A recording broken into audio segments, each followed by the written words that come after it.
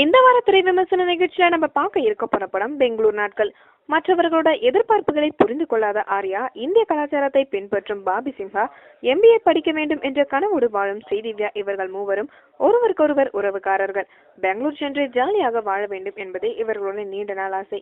இந்த நிலையில ராணாவை கல்யாணம் செய்து கொள்வதால் ஸ்ரீதிவ்யா பெங்களூருக்கு பயணமாகிறார். பாபி சிம்ஹாவுக்கு பெங்களூர்ல வேலை கிடைக்கிறது. ஆர்யாவும் ஒரு கட்டத்துல பெங்களூர் வர நேரிடுகிறது.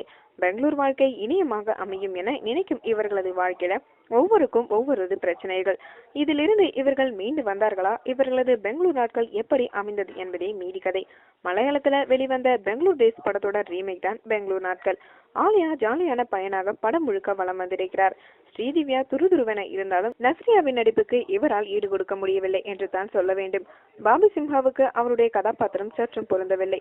ஆனாலும் நடிப்புல ஓகே ரகம்தான். ஆர்யாவோட காதலியாக வரும் பார்வதி கொள்ளை அழகுல கவர்கிறார்.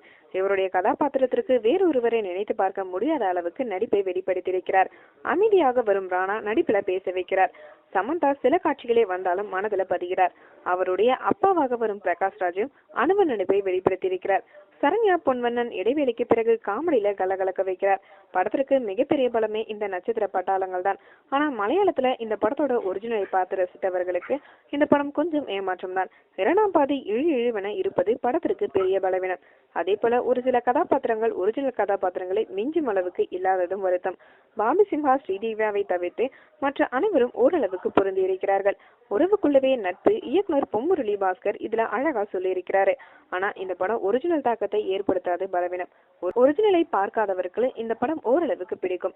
கோபிச்சந்திரன் பாடல்கள் படத்தோட திரைக்கதையை ரசிக்க விடாமல் செய்கிறது. பின்னணி இசையிலும் கூடுதல் கவனம் செலுத்தியிருக்கிறார். முகன் ஒளிப்பதிவு கலர்ஃபுல்லாக ரசிக்கும்படி இருக்கிறது. மொத்தத்துல பெங்களூர் நாட்கள் போர் அடிக்கும் நாட்கள். மேலும் சினிமா செய்திகளை தொடர்பு கொள்ள லைக் மற்றும் சப்ஸ்கிரைப் செய்யவும்.